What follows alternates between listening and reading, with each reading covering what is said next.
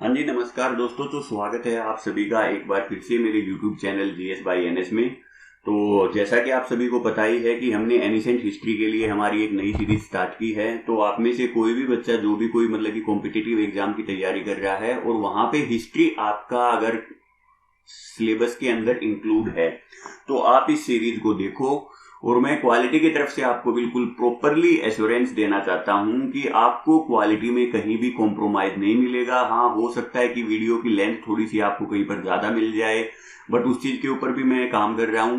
धीरे धीरे हम उस चीज को क्या करेंगे, थोड़ा थोड़ा उसको छोटा ही रखेंगे। ठीक है, नंबर ऑफ वीडियो थोड़ा सा ज्यादा हो जाएंगी, बट क्वालिटी के साथ आपको कोई भी कॉम्प्रोमाइज नहीं देखने को मिलेगा। ठीक है, तो एक चीज और बोलना चाहूंगा आपको यहीं पर, अगर आपको वीडियो पसंद आती है तो आप जरूर चैनल को लाइक करो, शेयर करो और सब्सक्राइब करो। हाँ, अगर आपको वीडियो पसंद नहीं आती है तो कमेंट बॉक्स के अंदर जाके प्लीज मेरे को ये बताओ कि आपको वीडियो पसंद क्यों नहीं आई। तो जो भी चेंजेस लगेंगे मेरे को फिजिबल, मैं उनको वहां पे चेंज करने की कोशिश करूंगा। तो स्टार्ट करते हैं हमारा आज का लेक्चर। तो आप याद कर सकते हो कि जो हमने लास्ट लेक्चर में अब तक हमने जितना भी डिस्कस किया था, आपका यहां से लेके पैलियोलिथिक से लेके इंडस वैली सिविलाइजेशन तक का पीरियड, इसको हम क्या बोल रहे थे, this is known as your prehistory time period. इसको प्री हिस्ट्री हमने क्यों बोला था, क्योंकि इस हिस्ट्री को पढ़ने के लिए हमारे पास सिर्फ और सिर्फ क्या है, आर्कियोलॉजिकल सोर्स है। आर्कियोलॉजिकल सोर्स का मीनिंग आपको क्या बताया था कि अगर आपकी जो आर्कियोलॉजिकल सर्वे ऑफ इंडिया है, इस नाम की एक ऑर्गेनाइजेशन होती है हमारी इंडिया के अंदर, अगर उसने कहीं पर कोई खुदाई की या उसको कोई कहीं पर कोई इंस्क्रिप्शन मिलता है, इंस्क्रिप्शन का मीनिंग आप कैसे बोल सकते हो, जैसे आपकी जो भी कोई गुफाएं हैं, गुफाओं के ऊपर कुछ लिख दिया गया है, या आपका कोई स्तंभ है, जैसे आपका सारनाथ का स्तंभ है, वहां पर उससे कुछ लिखा हुआ मिला है, या फिर जो सिक्के होते हैं आपके न्यूमिस्मेटिक बोलते हैं हम इसको। तो इन सोर्सेज के थ्रू उसको जो चीजें मिलती हैं तो वो उनको स्टडी करता है और स्टडी करके ये बताता है भाई ये इतने साल पुरानी है। तो ये हो गए आपके आर्कियोलॉजिकल सोर्स ऑफ हिस्ट्री। ठीक है, तो ये हमारा जो टाइम पीरियड है इसको हम क्या बोल रहे हैं, आर्कियोलॉजिकल। क्योंकि प्री हिस्ट्री, क्योंकि इसमें सिर्फ और सिर्फ आपके क्या हैं, आर्कियोलॉजिकल सोर्स हैं। कोई भी आपका यहाँ पे आपको लिटरेरी सोर्स नहीं मिलेगा। लिटरेरी का मीनिंग क्या है, रिटन में आपको कोई भी रिकॉर्ड नहीं मिलेगा। तो लिटरेरी सोर्स यहाँ पे क्या होते हैं, अब्सेंट होते हैं। लेकिन जैसे इंडस वैली सिविलाइजेशन खत्म होती है और हमारा वैदिक एज स्टार्ट होता है, तो इसको हम इंक्लूड करते हैं पोस्ट हिस्ट्री में। पोस्ट हिस्ट्री का मीनिंग क्या है, जो चीज ऊपर हम मिस कर रहे थे प्री हिस्ट्री के अंदर, वो चीज यहाँ पे इंक्लूड हो जाती है। मीन्स यहाँ पे आपके archaeological source plus literary source, दोनों के दोनों सोर्स आपको देखने को मिलते हैं। आपके आर्कियोलॉजिकल सोर्स तो इसको डिफाइन करने के लिए कि वैदिक एज, ठीक है भाई, हमारा ये होता था पहले पुराने टाइम पे, तो उसके लिए आपके जितने भी आर्कियोलॉजिकल सोर्स हैं वो तो आपके हैं ही हैं, बट उनके साथ साथ आपके लिटरेरी सोर्स भी आपको यहाँ पे देखने को मिलते हैं। तो वैदिक एज आप याद करो, हमने लास्ट लेक्चर में वैदिक एज को स्टार्ट कर दिया था। तो वैदिक एज में हमने बेसिकली वहां पे दो तीन चीजें उसके बारे में डिस्कस की थी। वैदिक एज का मीनिंग ही क्या होता है कि वेदों की एंट्री हुई थी इंडिया के अंदर। अब इन वेदों को इंडिया में लेके कौन आया था, इनको लेके आए थे आर्यन। बताया था आपको आर्यन के बारे में कि 1500 बीसी के आसपास आर्यन ने इंडिया के अंदर एंट्री की थी। तो वो ये आर्यन अपने साथ वेदों की जो नॉलेज है वो इसको लेके आए थे। अब अगर आप देखते हो कि वैदिक एज है आपकी जो, तो इसके बारे में हम जो एक बेसिक इंट्रोडक्शन है वो हम लास्ट लेक्चर में ले चुके हैं। तो अगर किसी बच्चे ने उसको नहीं देखा है तो मैं उससे रिक्वेस्ट करता हूं कि पहले वो जाके उस लेक्चर को देखिए, वहां से उसको वैदिक एज का एक बेसिक इंट्रोडक्शन मिलेगा। फिर उसके बाद हम आज इस लेक्चर के अंदर हम क्या करेंगे, अर्ली वैदिक एज को डिस्कस करेंगे ओनली। तो वैदिक एज में हमने वहां पे क्या क्या चीजें डिस्कस की थी, एक छोटा सा रिवीजन दे रहा हूं आपको। सबसे पहले हमने इनका वहां पे ओरिजिन को चेक किया था। अलग अलग हिस्टोरियन के पॉइंट ऑफ व्यू से ये आपके अलग अलग थे, वो आप मतलब कि वहां पर जाके देख सकते हो कि किस हिस्टोरियन ने क्या बोला, किसने क्या बोला। उसके बाद आपने जो सेकंड चीज देखी थी वो थी आपकी कि कुछ तो इसको बोलते हैं कि इन्होंने यहाँ पे आके जो लोकल इंडियन थे उनको यहाँ पे आके इन्वेड कर दिया। इन्वेजन था, ये आपका हमला था, और हमला करके यहाँ के जितने भी लोकल पीपल थे उनको अपना दास बना लिया। लेकिन कुछ हिस्टोरियन का ये मानना है कि ये एक इन्वेजन नहीं थी, ये एक wave after wave of migration थी। माइग्रेशन का मीनिंग क्या है आपका, कि वो वहां से, ठीक है, उनको मतलब कि पॉपुलेशन वहां पर ज्यादा होगी या फिर आपके जितने भी नेचुरल रिसोर्सेज थे उनकी वहां पर कोई ना कोई कमी होगी, तो वो खाने की खोज में मतलब कि वहां से निकल के आगे की तरफ चल दिए। तो जैसे मतलब कि अगर आप आगे भी अगर इस हिस्ट्री को पढ़ोगे वैदिक एज के बाद जो लेटर वैदिक एज है, तो लेटर वैदिक एज में आपको क्या बताया गया है, अगर आप इंडिया के मैप को बिल्कुल अच्छी तरह से देखते हो तो एक बेसिक आइडिया दे रहा हूं मैं आपको यहाँ पे। तो आपको क्या बताया गया है कि पहले ये थी आपकी इंडस वैली सिविलाइजेशन। देखो मेनली सिर्फ इसी चीज के बारे में पता था, लेकिन यहाँ पर जब पॉपुलेशन ज्यादा हुई तो यहाँ से लोग आगे मतलब कि माइग्रेट होके कहाँ पे पहुंच गए, गंगा रीजन के अंदर, जो आपके प्लेन्स हैं वो साउथ के अंदर पहुंच गए। तो ये सारी चीजें आपको देखने को मिलती हैं, तो ये आप इसको माइग्रेशन बोल सकते हो। माइग्रेशन वर्ड आपका ज्यादा बेटर रहेगा उसके लिए। और जो लास्ट में हमने डिस्कस किया था वो थे आपके सोर्सेज ऑफ अर्ली वैदिक एज, कि हम जो आपकी वैदिक एज है, सॉरी अर्ली वैदिक नहीं, सारी की सारी जो वैदिक एज है उसको पढ़ने के लिए आपके क्या क्या सोर्सेज हैं। तो सोर्सेज आप याद करो, यहाँ पर हमने 3 सोर्सेज को डिस्कस किया था। एक तो थे आपके वेद, वेद के बाद थे आपके पुराण, जैसे आपका शिव पुराण हो गया, विष्णु पुराण हो गया। तो ये आप इनको जाके एक बार डिटेल में चेक करना चाहते हो तो आप लास्ट वीडियो को जाके देख सकते हो। और आपके लास्ट में जो थे आपके दैट आर योर उपनिषद, तो टोटल आपके 1018 नंबर थे ये आपके, तो आप इनको जाके चेक कर सकते हो। तो आज हम स्टार्ट करते हैं हमारा जो अर्ली वैदिक एज है। आज हम किसके बारे में डिस्कस करेंगे, वैदिक एज का भी जो आपका बिल्कुल स्टार्टिंग का पीरियड है, अर्ली वैदिक एज। तो ये आपका अगर हम इसको टाइम पीरियड याद रखना चाहते हैं तो 1500 बीसी से लेके 1000 बीसी तक ये माना जाता है कि इस टाइम पीरियड में आपका अर्ली वैदिक एज आपका एग्जिस्ट करता था। तो देखो अगर हम बात करते हैं कि जो आपका ये अर्ली वैदिक एज था, तो अर्ली वैदिक एज की ज्योग्राफी कैसी थी, कि ये आपका कहां से लेके कहां तक फैला हुआ था। तो बेसिकली इसको जो बोला जाता है कि ये आपका सप्त सिंधु रीजन के अंदर फैला हुआ था। ये देखो ये वर्ड सप्त सिंधु हमारे पास लास्ट टाइम भी आया था, यहाँ पर आज दोबारा से रिपीट हो गया। तो सप्त सिंधु का मीनिंग क्या है, देखो यहाँ पर टोटली आपकी लैंड ऑफ 7 रिवर। अगर इसका आप मीनिंग देखना चाहते हो, सप्त सिंधु, सिंधु नदी की मतलब कि क्या है, 7 सहायक नदियां थी, इसीलिए हम इसको क्या बोलते हैं, लैंड ऑफ 7 रिवर। और इसमें अगर आप एरिया देखते हो तो आज का जो प्रेजेंट डे पंजाब है, जो पाकिस्तान के अंदर ऑक्यूपाई है, प्लस जो इंडिया के अंदर ऑक्यूपाई है पंजाब, वो आपका पंजाब हो गया। थोड़ा बहुत एरिया इसके अंदर आप बोल सकते हो कि अफगानिस्तान का भी इंक्लूड करता है, बाकी पूरा का पूरा पाकिस्तान तो आपका है ही है। उसके बाद अगर हम बात करते हैं इंडिया की, तो इंडिया का आपका जो पंजाब के साथ साथ कुछ रीजन यहाँ पे हरियाणा का भी इंक्लूड होता है, थोड़ा बहुत वेस्ट यूपी का, बिल्कुल मामूली सा आप बोल सकते हो उस चीज को, और कुछ रीजन आपका राजस्थान का। तो ये चीजें ये क्या करता है, इंक्लूड करता है। ये नेक्स्ट फिगर में आपको एक मैप दिखाया जाएगा, उसके थ्रू आप इसको और भी अच्छे से क्लियर कर पाओगे कि मैं आपको कौन सा रीजन के बारे में बताना चाह रहा हूं। ठीक है, तो अब देखो इसकी जो 7 जो आपकी टेरिटरी है, सॉरी जो इसकी सहायक नदियां हैं सब सिंधु नदी की, तो वो आपकी कौन कौन सी हैं। सबसे पहली तो इंडस, खुद सिंधु ही होगी है, 7 नदियां बता रहा हूं आपको। सेकंड होगी आपकी चिनाब, थर्ड होगी आपकी झेलम, फोर्थ होगी आपकी रावी, फिफ्थ होगी आपकी सतलुज, सिक्स्थ होगी आपकी ब्यास, और नेक्स्ट सबसे लास्ट है वो आपकी क्या है, सरस्वती। तो ये देखो सरस्वती नदी आपकी एग्जिस्ट करती थी। ये देखो आप जो अगर रेड रीजन को देख पा रहे हो आप इस मैप के अंदर, जो ये रेड रीजन आपको, ये आपकी क्या है, सरस्वती नदी। और ये कहां से फ्लो कर रही है, आपके राजस्थान वाले एरिया से। यहाँ पर देखो आपको हरियाणा देखने को मिलता है। और जब अगर आपको याद होगा मतलब कि 1966 के अंदर आपकी पंजाब से अलग करके हरियाणा को एक अलग स्टेट बना दिया गया था, तो उस टाइम पे मतलब कि आपको एक मतलब कि नदी थी वहां पे पंजाब के अंदर और हरियाणा के अंदर, सतलुज, और दूसरी थी आपकी यमुना। तो आज के दिन भी इन दोनों स्टेट का जो सबसे मेन मतलब कि पॉइंट ऑफ डिस्कशन रहता है वो यही रहता है कि सतलुज यमुना लिंक SYL के ऊपर। तो ये देखो SYL मतलब कि आप पुराने टाइम पे अगर देखते हो तो वो देखो मतलब कि कैसे कहां से फ्लो करके वो आपकी सरस्वती नदी की टेरिटरी थी।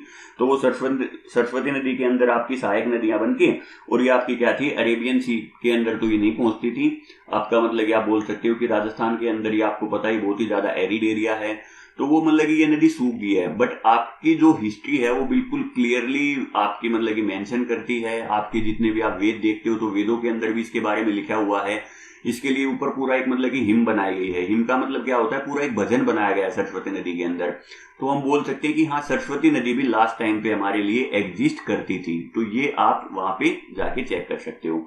अब देखो इसमें सबसे इंपॉर्टेंट चीज इसने क्या बताई कि नो मेंशन ऑफ सीज, समुद्र के बारे में कहीं पर भी कोई जिक्र नहीं है। ये देखो नीचे, ये आपका क्या है, अरेबियन सी स्टार्ट हो गया। नेक्स्ट वीडियो में आप इसको और भी अच्छे से समझ पाओगे।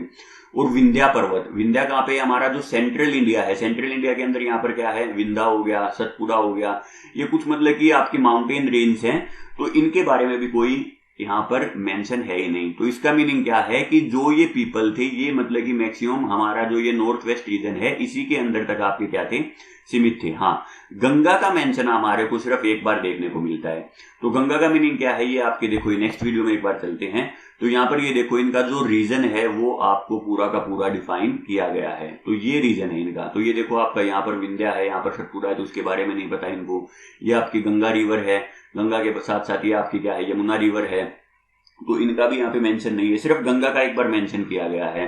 तो इस मीन्स वही ये यहाँ पर थोड़ा सा मतलब कि क्या थे, यहाँ से और अपने ईस्ट की तरफ बढ़े थे, तो इनको इसके बारे में नॉलेज थी, बाकी ज्यादा नॉलेज नहीं थी। और ये देखो यहाँ पर आप सरस्वती नदी को देख पा रहे हो, डॉटेड डॉटेड लाइन का मीनिंग क्या है कि आज के दिन ये आपकी एग्जिस्ट नहीं करती है। कुछ इंपोर्टेंट साइट है जैसे आपका हड़प्पा हो गया, मेहरगढ़ हो गया, मोहनजोदारो हो गया, तो ये आज के दिन सारी की सारी आपकी प्रेजेंट डे पाकिस्तान के अंदर मिलती हैं आपको।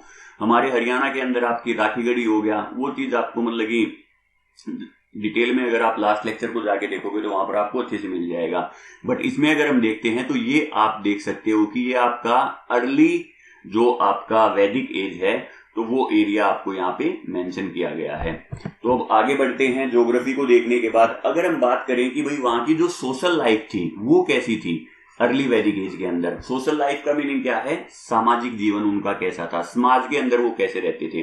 तो बेसिकली आप बोल सकते हो कि यहाँ पर जो आपको देखने को मिलता है वो आपकी क्या है, clan based kinship. Clan based kinship का मतलब क्या है, इनका जो वंश होता था सारी की सारी वफादारी इनकी उसी के लिए होती थी, उसी के लिए मतलब कि जीते थे, उसी के लिए मरते थे। मतलब कि अपना जो इनका वंश था या अपना जो कुल था उससे बढ़ के ये किसी भी चीज को मतलब कि इंपोर्टेंस नहीं देते थे।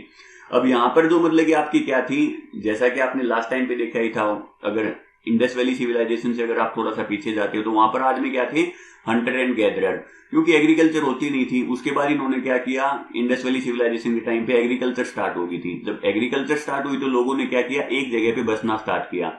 अब वो जहां पे एक जगह पे जो गांव बना लेते थे या जो भी उनका एरिया होता था वो उसको क्या बोलते थे, ट्राइब, कि ये हमारी अब ट्राइब है। और इसी ट्राइब के प्रति उनकी क्या होती थी, सारी की सारी वफादारी होती थी। और ट्राइब को जो आप अगर वेद को उठा के पढ़ोगे तो वहां पर उसको ट्राइब मेंशन नहीं किया गया है, वहां पर उसको ट्राइब किया गया है एज ए जन, ये हमारा एक जन है और इसके प्रति हम क्या हैं, लॉयल हैं। ठीक है। उसके बाद आपकी क्या है, पैट्रियार्कल सोसाइटी थी। पैट्रियार्कल का मीनिंग क्या है कि पितृसत्तात्मक समाज, कि मतलब कि पुरुष प्रधान समाज आप एक हिसाब से बोल सकते हो कि ठीक है भाई, मतलब कि मेनली आपको जो है ना पुरुष प्रधान समाज ही है। मतलब यहाँ पर जो आपके मेल कम्युनिटी है उसको थोड़ा सा ज्यादा मतलब पावर थी as compare with female. But इसका मतलब ये नहीं है कि फीमेल की मतलब की हालत है वो बहुत ही खस्ता थी। यहाँ पर आपकी जो वुमेन्स थी वो भी क्या थी, एंजॉय ए ऑनरेबल स्टेटस, उनको भी बहुत ज्यादा मतलब कि ऑनर के साथ ही ट्रीट किया जाता था। Could receive education and offer sacrifice, वो भी आपकी जो मतलब कि अगर कोई एजुकेशन लेना चाहती थी तो वो एजुकेशन को ले सकती थी, अगर वो कोई सेक्रीफाइस करना चाहती थी तो वो भी वो कर सकती थी। सेक्रीफाइस का मीनिंग क्या है, कोई बलि देना जैसे किसी को, तो वो चीजें ये भी मतलब कि क्या थी, औरतें भी कर सकती थी। विडो रीमैरिज, अगर बाई चांस कोई विधवा हो जाती थी तो उसकी जो दोबारा शादी करने की जो आपकी जो प्रथा है वो यहाँ पे प्रेजेंट थी। और चाइल्ड की जो मैरिज है वो बिल्कुल ही एब्सेंट थी। जैसे आपने देखा होगा कि छोटी बच्चियों का विवाह कर दिया जाता है, तो वो चीजें यहाँ पर बिल्कुल ही एब्सेंट थी। तो आप मतलब कुल मिला के बोल सकते हो कि हाँ भाई, इंडस वैली सिविलाइजेशन के अंदर आपका मतलब की थोड़ी सी बढ़िया कंडीशन थी।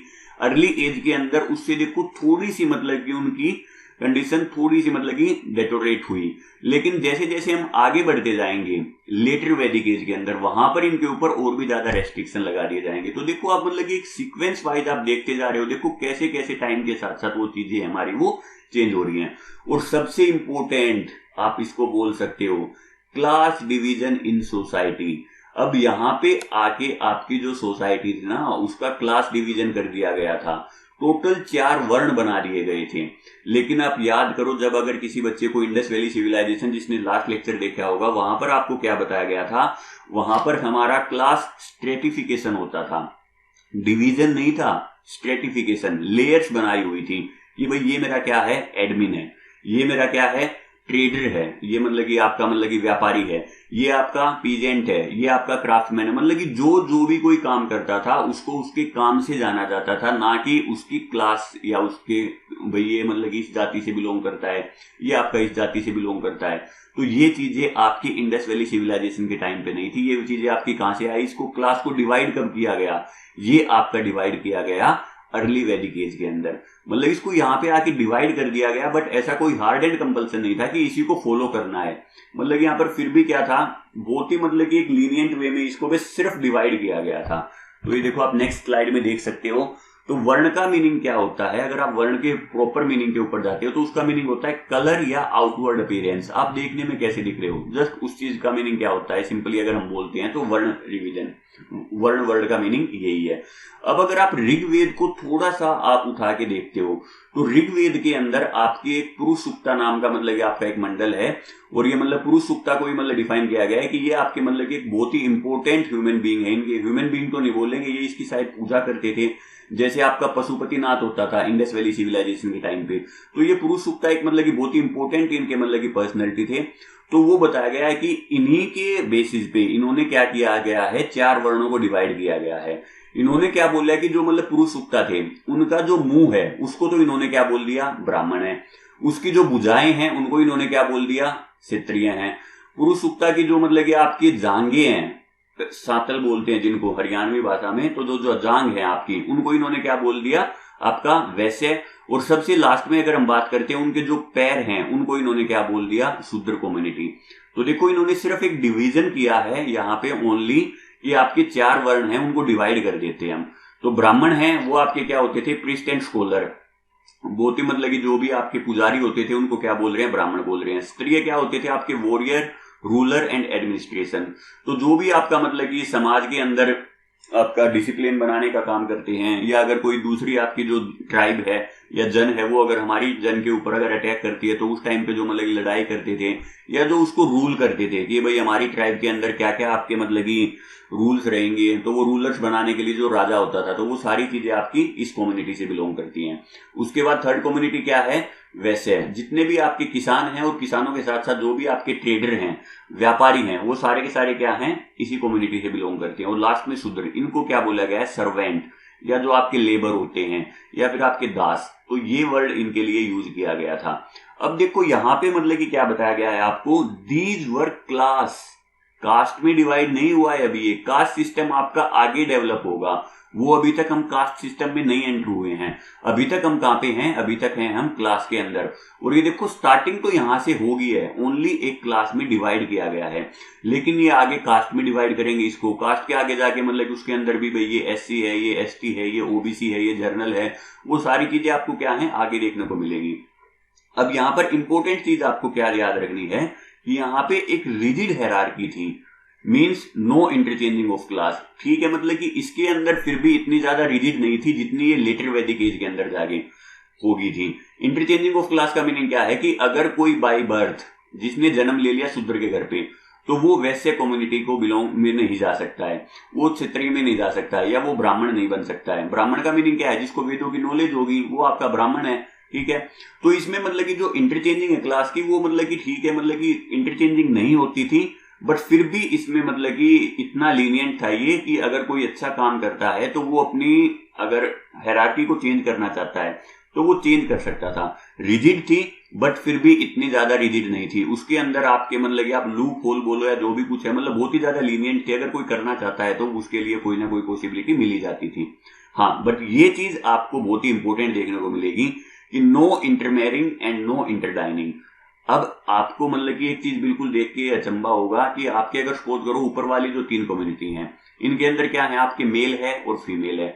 सिमिलरली अगर हम बात करते हैं जो शूद्र कम्युनिटी है उसके अंदर भी क्या है, मेल है और फीमेल है।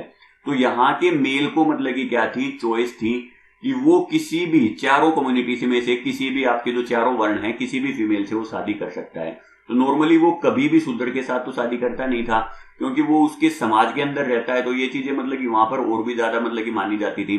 तो वो क्या करता था, इन तीनों कम्युनिटी में से ही आपकी क्या करता था, शादी करता था।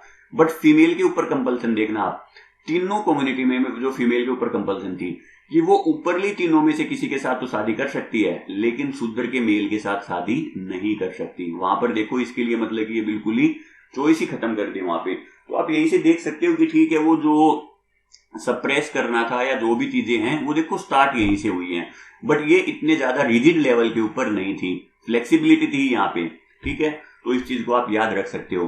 तो अगर कोई पूछे कि अर्ली वैदिक एज के अंदर ये मतलब कि हमारी जो क्लास आपकी जो ये बनाई गई थी, क्या इनको प्रॉपरली रिजिड कर दिया गया था? नहीं जी, यहाँ पे हमारी ये इतनी रिजिड नहीं थी, थोड़ी सी इनके अंदर फ्लेक्सिबिलिटी थी। अगर कोई अपनी क्लास को चेंज करना चाहता है तो उसके लिए वो ऑप्शन वहां पे प्रेजेंट रहता था। अब बात करते हैं कि यहाँ के जो ये पीपल थे वो खाना क्या खाते थे। तो नॉर्मली यहाँ के कंज्यूम क्या करते थे? मिल्क। आपको पता है डोमेस्टिकेशन शुरू हो गया था, आपकी जो गाय हैं उनको ये रखते ही थे। उसके बाद जितने भी मिल्क से बने हुए जो प्रोडक्ट हैं, आपके जो ग्रेन हैं, तो ग्रेन में आपका व्हीट एंड बार्ले, सिर्फ ये दो ही मतलब कि आपके गेहूं और गेहूं के बाद आपका बार्ले, इन्हीं दो का ये मतलब कि क्या करते थे? सेवन करते थे। आपको राइस के बारे में कहीं पर भी सुनने को नहीं मिलेगा ऋग वैदिक एज के अंदर। और ऋग वैदिक का मीनिंग ही क्या है? अर्ली वैदिक एज। तो अर्ली वैदिक एज में सिर्फ और सिर्फ इस एक वेद के बारे में नॉलेज थी लोगों को, बाकी वेदों के बारे में नॉलेज नहीं थी। बाकी वेद हमारे कहां पे आए?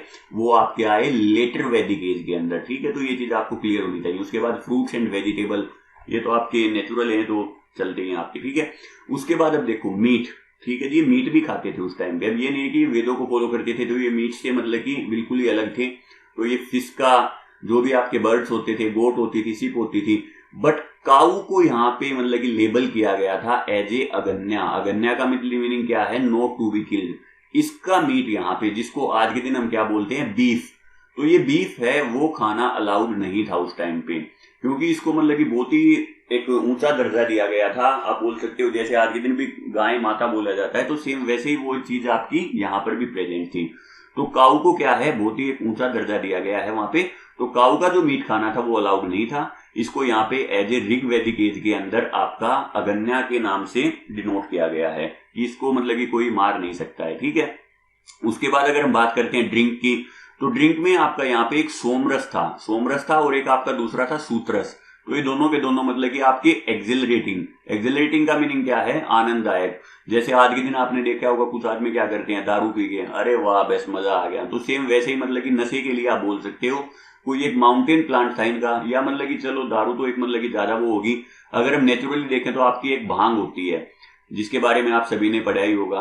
तो वो भांग से रिलेटेड आप इसको थोड़ा सा कंपेयर कर सकते हो। तो बहुत ही ज्यादा मतलब कि उस ड्रिंक को ये क्या करते थे? पीते थे। और ये बोला जाता था जिसने ये ड्रिंक पी ली है ना, वो मतलब ये लगा लो बिल्कुल पवित्र हो गया यहाँ पे। तो ये बोलते थे कि अगर आपको पवित्र होना है तो आप ये ड्रिंक पी लो। और नॉर्मली क्या होता है आपका थोड़ा सा मतलब कि आदमी नशे में होने के बाद क्या बोलता है? बिल्कुल सच बोलता है। तो ये बोला जाता है कि हाँ ये बिल्कुल पवित्र हो गया, बिल्कुल सच्चाई बाहर निकल के आएगी इससे। तो आप उससे थोड़ा सा कंपेयर कर सकते हो। बट मतलब कि बस मेन चीज ये है कि अगर ड्रिंक के नाम पे बोला जाए तो हाँ जी, सोमरस ये पीते थे, जो एक आपका माउंटेन प्लांट होता था। तो बस वो ड्रिंक की क्या करते थे? यूज करते थे। ठीक है, तो उसके बाद हम बात करते हैं इनकी पॉलिटी के बारे में। तो देखो हम सारी चीजें डिस्कस कर रहे हैं। इनकी ज्योग्राफी कैसी थी, इनकी पॉलिटी कैसी थी, इकोनॉमी कैसी थी अर्ली वैदिक एज की, तो ये चीजें आपको पता होनी चाहिए। आपके जो अगर आप पेपर को उठा के देखते हो तो इन चीजों से आपके क्वेश्चन है वो बन जाते हैं। तो देखो अगर हम बात करते हैं पॉलिटी की, तो पॉलिटी में आप क्या चीज चेक करते हो कि सबसे पहले जो इनकी फैमिली होती थी, फैमिली को डिनोट करते थे कुल से। ठीक है, जो इनके परिवार था उनको बोलते थे कुल। आप अगर ऋग्वैदिक एज को उठा के देखोगे तो परिवार को इन्होंने डिनोट किया है कुल से। इनकी जो ट्राइब होती थी वो क्या होती थी? जन। और इसी के लिए इनकी क्या होती थी? अपने कुल के प्रति, अपना जो मतलब ट्राइब होती थी उसी के प्रति क्या होते थे? वफादार होते थे। अब इस जन के अंदर क्या होता था? एक राजन होता था। राजन का मीनिंग क्या है? जो उस ट्राइब का चीफ था, मुखिया था उसका। जैसे गांव के अंदर सरपंच होता है आपका, तो वैसे ही मतलब कि क्या था? इनका भी एक राजन होता था। और दूसरी क्या थी? उस राजन को सपोर्ट करने के लिए, उसको इंस्ट्रक्शन देने के लिए, या उसको मतलब कि सलाह देने के लिए आपकी क्या थी? सभा और समिति बनाई गई थी, असेंबली ऑफ इलाइट पीपल। जो भी वहां के मतलब कि इलाइट पीपल थे उनके द्वारा एक समिति बनाई गई थी, जो क्या करते थे? आपके राजा को इंस्ट्रक्शन देते थे, या जो भी कुछ है। जैसे मतलब कि आपके जो मंत्री पद होता, जैसे नवरत्न बनाए गए, तो वो क्या बोलते थे? अलग अलग पद के लिए आपका अलग अलग होता था। तो वो राजा को सलाह देते थे और राजा वैसा ही काम करता था। तो यहां पर सॉरी, तो देखो यहां पर आपको क्या बताना चाहता हूं मैं, मेनली जो इंपॉर्टेंट चीज है वो आपकी क्या है कि जो सभा थी ये आपकी बहुत ही एक इंपॉर्टेंट रोल प्ले करती थी। यहाँ पे राजा के हाथ में ज्यादा पावर नहीं होती थी। राजा क्या करता था? जैसा सभा ने बोल दिया वो उसी को फॉलो करता था। और हाँ, ये बोल सकते हो आपकी जो राजन का जो पोस्ट है वो आपकी हेरिडेटरी थी। हेरिडेटरी का मीनिंग क्या है? पैतृक। राजा के बाद उसका बेटा राजा बनेगा, उसके बाद उसका बेटा राजा बनेगा। लेकिन मेन चीज क्या थी कि आप उसको रिमूव भी कर सकते हो। अगर वो आपका कमजोर होता है तो अगर वो कमजोर होगा तो हम क्या कर सकते हैं, उसको रिमूव कर सकते हैं। ये चीज यहाँ पे बिल्कुल क्लियरली मेंशन है। लेकिन लेटर वैदिक एज के अंदर जाने के बाद आपकी जो सभा है ना, ये तो वीक होती जाएगी और आपका जो राजा है वो क्या होता जाएगा, ताकतवर होता जाएगा। ये चीज आप मतलब ये देखो, सारी चीजें क्या है, आप कंपेरिजन करके पढ़ो चीजों को। कंपेरिजन से पढ़ोगे तो चीजें आपको लंबे टाइम तक याद रह पाएंगी। अब उसके बाद क्या है, यहाँ पर देखो अर्ली वैदिक एज के अंदर नो अनलिमिटेड पावर टू राजन। इस राजा को कोई ज्यादा मतलब की पावर नहीं थी इसके पास। फिर उसके बाद जो इंपोर्टेंट यहाँ पे सबसे जो इंपोर्टेंट बताई गई है कि यहाँ पे क्या हुआ था, जितनी भी ये ट्राइबल हैं, जितनी भी ट्राइब्स हैं, इनके बीच में एक इंट्रा ट्राइब के बीच में, तो मेनली वहां पे टोटल 10 ट्राइब थी। तो उनमें जो ये भारत ट्राइब है, इसने क्या किया, बाकी 9 को हरा के और मतलब कि सबसे ज्यादा एरिया इसने कैप्चर कर लिया था, तो अकेली यही रह गई थी। तो कुछ लोग बोलते हैं कि हमारे देश का नाम जो भारत है वो इसी के नाम पे पड़ा है। कुछ बोलते हैं कि जो श्री राम के छोटे भाई थे भरत, उनके नाम पे भारत नाम पड़ा है।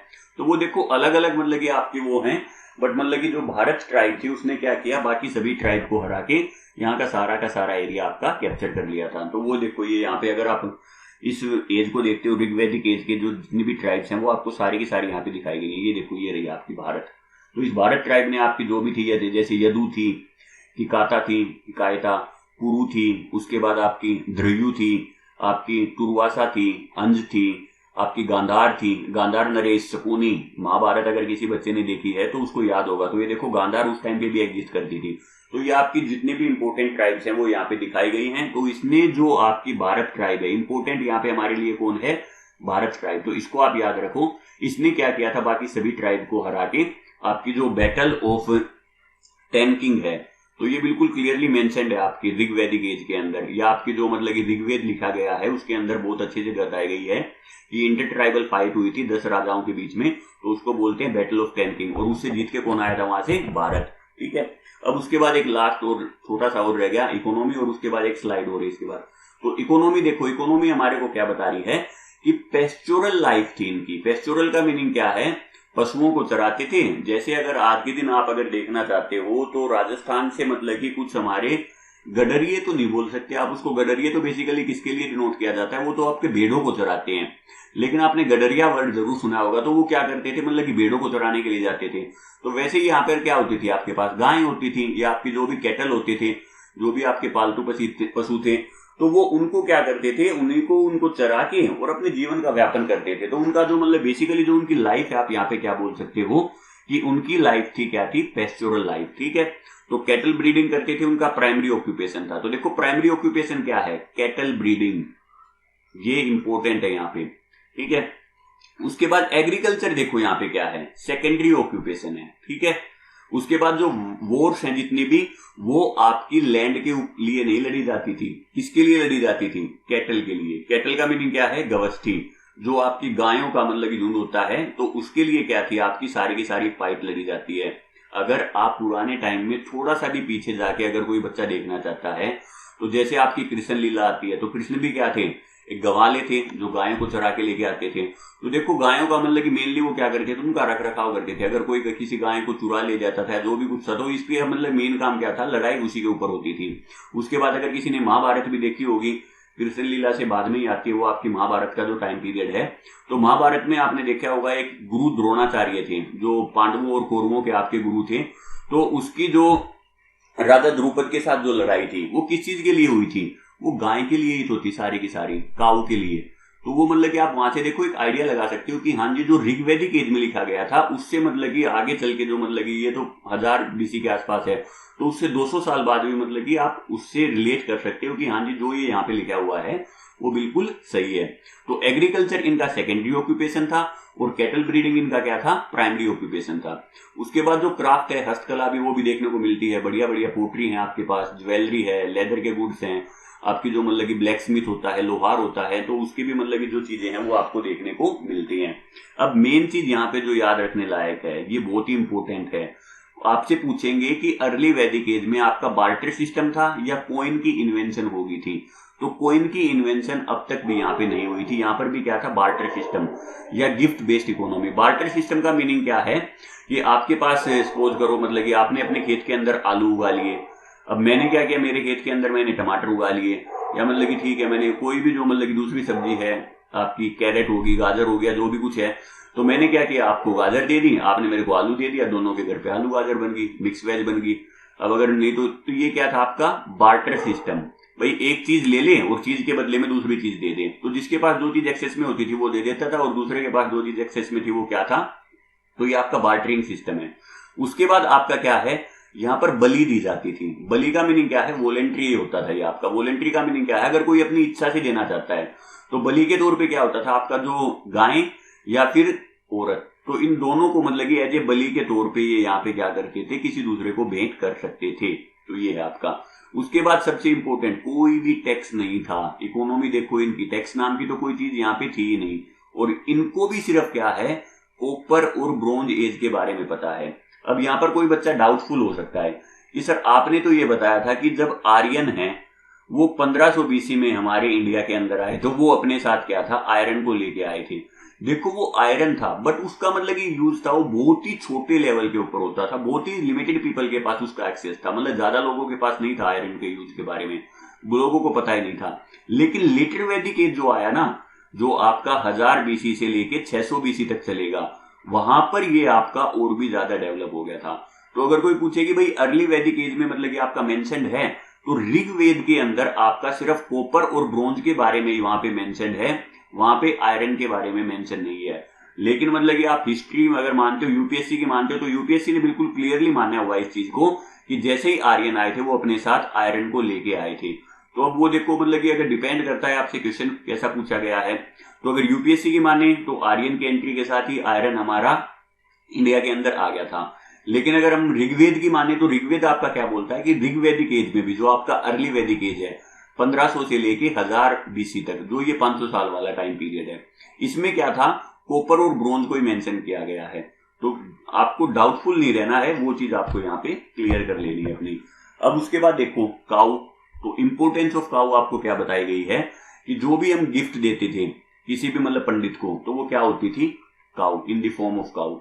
तो काउ को यहाँ पे मतलब कि मेंशन किया गया, गऊ से, गऊ लिखा गया है आपका। अगर आप ऋग्वेद को उठा के देखोगे वहां पे, तो उसके बाद जो सर्च ऑफ काउ होती थी या जिसके लिए लड़ाई होती थी, वो क्या होती थी, गविष्ठी। तो गविष्ठी आप अगर वर्ड यूज करते हो तो उसका मीनिंग क्या है, अगर कोई गाय खो जाती थी या उसके लिए जो मतलब लड़ाई होती थी, कोई दूसरा बंदा उसको ले जाता था मतलब अपने साथ, तो वो आपकी जो लड़ाई होती थी उसके लिए उसको क्या बोलते थे, गवस्थी। उसके बाद गोपति कौन होता था, जो राजा या चीफ होता था, प्रोटेक्टर ऑफ काउ, उसको क्या बोलते थे, गोपति। क्योंकि देखो यहाँ पर मतलब मेन चीज क्या है, कैटल ब्रीडिंग उनका मेन ऑक्यूपेशन, तो गायें हैं इंपोर्टेंट उनके लिए। तो गोपति को क्या बोलते थे, राजा या चीफ, जो आपकी काउज को प्रोटेक्ट करता है दूसरे लोगों से। उसके बाद दुहित्रा कौन होती थी, जो राजा की बेटी होती थी, one who milks the cow, जो गायों का दूध निकालती थी, उसको क्या बोलते थे, दुहित्रा। और गोमत, गोमत का मीनिंग क्या है, कोई भी ऐसा वेल्दी मैन, वेल्दी मैन का मीनिंग क्या है, जिसके पास बहुत ही ज्यादा मतलब जिसके पास जितनी ज्यादा गाय वो उतना ही ज्यादा अमीर, जिसके पास जितनी कम गाय वो उतना ही कम अमीर, ठीक है। और आपका जो ईटिंग ऑफ काउ मीट, ये देखो बिल्कुल स्ट्रिक्टली प्रोहिबिटेड था। वो मैंने आपको लास्ट में बताया था अगन्या, कि भाई इसका मीट है वो खाना अलाउड नहीं है, बाकी अदर मीट थे वो आदमी खाते थे, ठीक है। अब उसके बाद अगर हम बात करते हैं तो ये आपकी लास्ट स्लाइड है। तो हमने यहाँ पे देखो इसकी ज्योग्राफी के बारे में डिस्कस कर लिया, इसकी इकोनॉमी के बारे में डिस्कस कर लिया, गायों के बारे में डिस्कस कर लिया, उनका क्या क्या फूड था, उनकी सोशल लाइफ कैसी होती थी, और लास्ट में उनकी अगर हम बात करते हैं रिलीजन के बारे में या उनकी फिलोसफी कैसी थी। तो रिलीजन आपका क्या बताया गया है यहाँ पे कि नॉर्मली यहाँ पे जो आपका एंथ्रोमॉर्फिक फॉर्म है जो आपकी गॉड की, उसको ये क्या करते थे, वर्शिप करते थे, उसकी पूजा करते थे। ऑर्थोमॉर्फिक फॉर्म में अब मैं आपको कंफ्यूज नहीं होना है, इसका मीनिंग क्या है, मानव रूपी रूप। जैसे हम क्या बोल देते हैं, मदर गंगा, कि भाई माँ है हमारी गंगा, अग्नि देवता। तो ये जो आपकी देखो ऑर्थोमॉर्फिक फॉर्म आ गई। अब अगर आप थोड़ा सा पीछे जाते हो इंडस वैली सिविलाइजेशन में, तो वहां पर वो किस किस चीज को मतलब पूजते थे, या तो आपके पशुओं को या फिर आपके पेड़ों को। इन दो ही चीजों को तो वो क्या करते थे, पशुपतिनाथ। आपके जितने भी इंपॉर्टेंट जो ट्रीज हैं, जैसे आपका पीपल का पेड़ हो गया, बरगद का पेड़ हो गया, तो उनको वो क्या करते थे, पूजते थे। वहां पर क्या थे, पशुएं। और यहाँ पर वो क्या आगे मानव रूपी भगवान, यहाँ पे तो भाई मदर गंगा है, अग्नि देवता है। टेरेस्ट्रियल गॉड आ गया आपके, टेरेस्ट्रियल गॉड का मीनिंग क्या है, पृथ्वी, अग्नि। उसके बाद एटमोस्फेरिक गॉड आ गए, एटमोस्फेरिक का मीनिंग क्या है, इंद्र और वायु, जो वायुमंडलीय है। ये देखो आपका भगवान इंद्र, जो वर्षा करता है। और आपका वायु तो आपको पता ही है, वायु देवता, पवन पुत्र हनुमान। उसके बाद आपका क्या है, हेवनली गॉड। हेवनली गॉड में आपका क्या क्या आता है, वरुण। वरुण के बाद आपका सूर्य, और सूर्य के बाद आपका उषा। तो उषा गॉडेस के बारे में मतलब कि बेसिकली अगर आप पढ़ोगे आगे, चलो ठीक है, इतना ज्यादा डिटेल में जाने की जरूरत भी नहीं। अगर कोई पढ़ना चाहता है इन सभी गॉड्स के बारे में तो वो पढ़ सकता है। बट ये आपके बेसिकली क्या थे, ये थे आपके रिलीजन से रिलेटेड। तो देखो एक चीज आप अगर यहाँ पर थोड़ा सा इंपॉर्टेंट पढ़ते हो, बिल्कुल कितने स्टार लगाए गए देखो यहाँ पे मैंने। वो स्टार लगाने का मीनिंग क्या है कि जो ऋग्वैदिक टाइम पीरियड था, यहाँ पर जितने भी हिंदू गॉड हैं वो बिल्कुल आपके कंप्लीटली डिफरेंट थे। इससे जो आपके इंडस वैली सिविलाइजेशन थी, तो इंडस वैली सिविलाइजेशन में देखो क्या था और यहाँ पर देखो क्या था। और वैसे ही अगर हम बात करते हैं आज के दिन, आज से 3000 साल बाद जब हम खड़े हैं यहाँ पर, हम कहाँ पे खड़े हैं, 1000 BC के अंदर। तो ये देखो किन को पूज रहे हैं। और आज के दिन हम कहाँ पे खड़े हैं, 2022 के अंदर। तो इससे 3000 साल बाद आज के दिन हमारे भगवान कौन है, भगवान कृष्ण, भगवान हनुमान, भगवान शिव जी, हम इनकी पूजा करते हैं। तो देखो कितना ज्यादा ट्रांसफॉर्मेशन आपको देखने को यहाँ पे मिल रहा है। तो इस चीज के बारे में थोड़ा सा आप सोचना। तो मतलब कि आपको अगर आप हिस्ट्री को ये इंटरेस्ट लेके चीजों को थोड़ा सोच के पढ़ोगे, क्रोनोलॉजिकल ऑर्डर में पढ़ोगे, तो आपको चीजें क्या होंगी, लंबे टाइम तक याद रहेंगी। तो ठीक है, इसी के साथ हमारा जो अर्ली वैदिक एज है वो आपका खत्म हो गया है। तो अगर आपको वीडियो में कुछ भी सीखने को मिला तो आप मेरे वीडियो को लाइक कर सकते हो, शेयर कर सकते हो, सब्सक्राइब कर सकते हो, और अपने किसी भी फ्रेंड को उस चीज को आप आगे फॉरवर्ड कर सकते हो। तो यही मेरे लिए क्या होगा, मोटिवेशन का सोर्स होगा। जितना ज्यादा लोग इसको देखेंगे उतना ज्यादा मैं भी अपनी तरफ से मोटिवेट रहूंगा। उसके साथ साथ अगर आपको कोई भी PDF फॉर्मेट अगर डाउनलोड करना है तो आपके लिए एक टेलीग्राम चैनल बनाया गया है GS by NS। जितने भी ये नोट्स हैं आपको वहां पे मिल जाएंगे, तो आप वहां पे जाके इन चीजों को वहां से डाउनलोड कर सकते हो। तो ठीक है, आज के लिए इतना ही। Thank you and take care.